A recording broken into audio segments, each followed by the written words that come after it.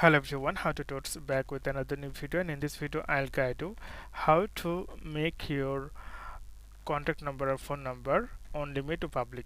So if you want to make your contact number public, it means that everyone on Telegram will able to see your phone number. So how can you do this thing? So open your Telegram desktop application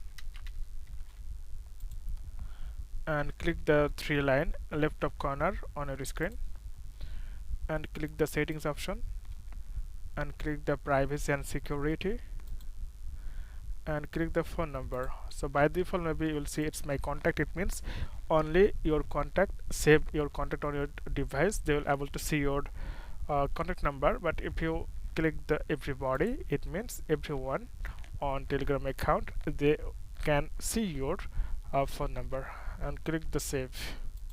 So this way you can make your contact number to public. So okay friend, today is no more, and see you in the next video.